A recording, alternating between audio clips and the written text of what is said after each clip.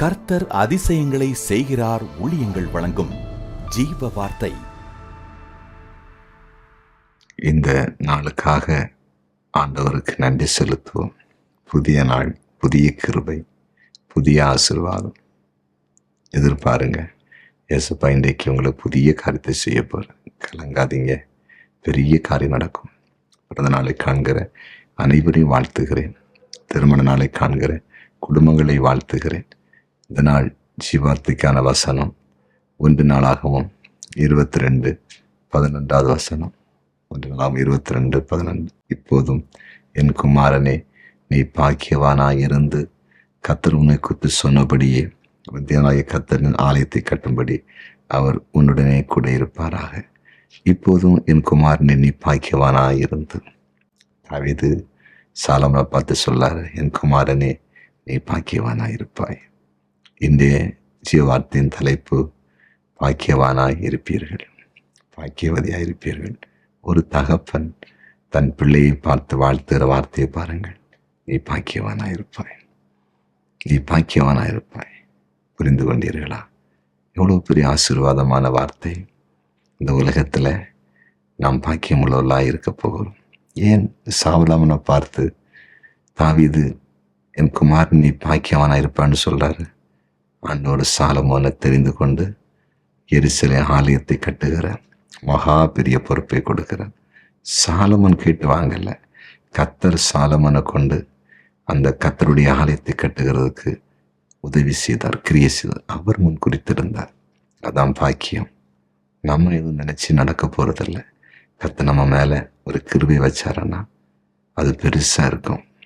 அதுதான் மற்றவங்க கண்களுக்கு முன்னால நம்மை உயர்ந்தவர்களாய் காண்பிக்கும். புரிந்து கொண்டீர்களா? இன்றைக்கு விசுவாசிங்க. என்னால எதுவும் முடியாது. தேவன் நம்ம கூட இருந்து நம்மை கொண்டு சில நன்மையான காரியங்களை இந்த பூமியில செய்ய ஆரம்பிச்சாருன்னா மற்றவங்க கண்களுக்கு முன்னால பாக்கியவனாய் மாறிடும்.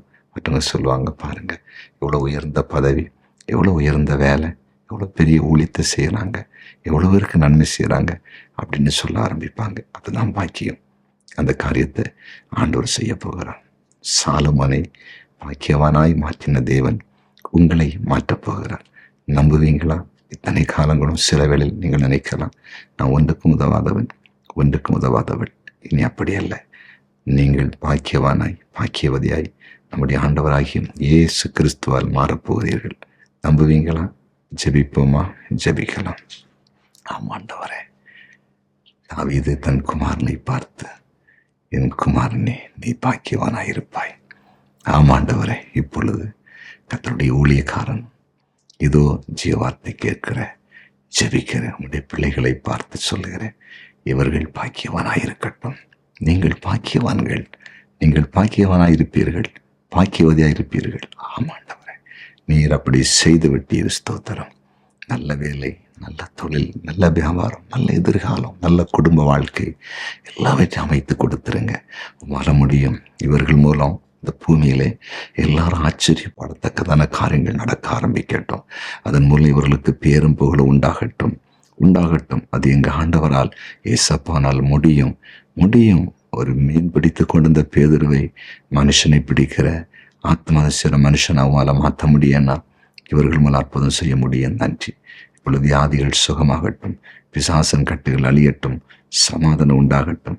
கர்த்தருக்கு ஊழியர் தேவ பிள்ளைகளை ஆசீர்வதியும். இந்த நாள் அனைவருடைய தனிப்பட்ட வாழ்க்கையிலும் ஒரு அற்புதம் நடக்கட்டும். நீர் அப்படி செய்தி. நன்றி. இயேசுவின் நாமத்தில் பிதாவே, ஆமென்.